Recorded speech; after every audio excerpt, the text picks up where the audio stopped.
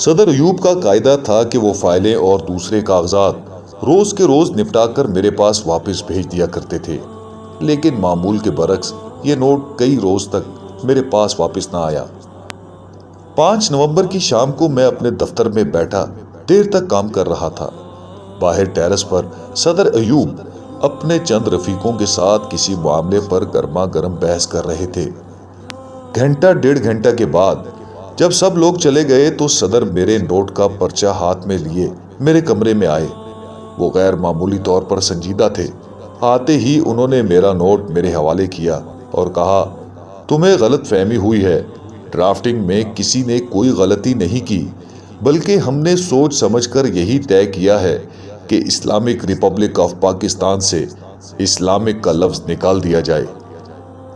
یہ فیصلہ ہو چکا ہے یا ابھی کرنا ہے؟ میں نے پوچھا۔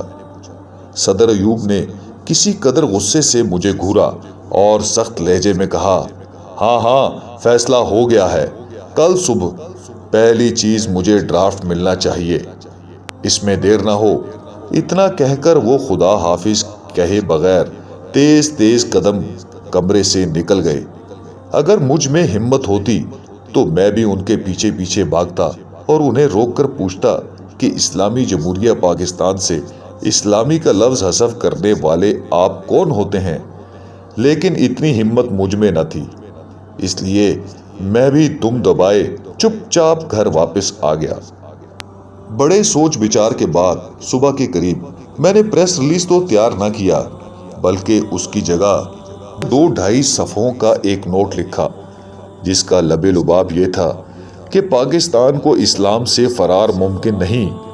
اس ملک کی تاریخ پرانی لیکن جغرافیہ نیا ہے۔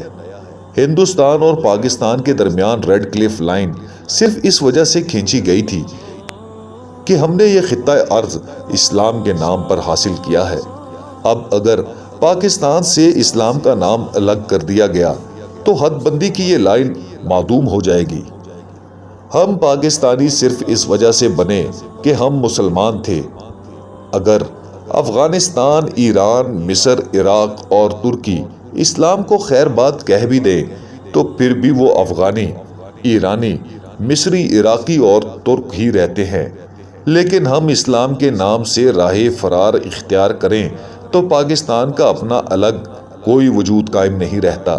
اس لیے اسلام ہماری طبع نازک کو پسند خاطر ہو نہ ہو، اسلام ہماری طرز زندگی کو راس آئے یا نہ آئے، ذاتی طور پر ہم اسلام کی پابندی کرتے ہوں یا نہ کرتے ہوں، حقیقت بہرحال یہی ہے کہ اگر آخرت کے لیے نہیں تو اسی چند روزہ زندگی میں خود غرضی کے طور پر اپنے وطن کی سلامتی کے لیے ہمیں اسلام کا ڈھول اپنے گلے میں ڈال کر برسر عام ڈنکے کی چوٹ بجانا ہی پڑے گا، خواہ اس کی دھمک ہمارے حسن سماعت پر کتنی ہی گراں کیوں نہ گزرے۔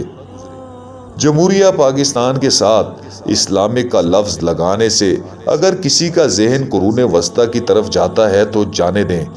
دوسروں کی جہالت کی وجہ سے اپنے آپ کو احساس کمتری میں مبتلا کرنے کی کوئی ضرورت نہیں ہے۔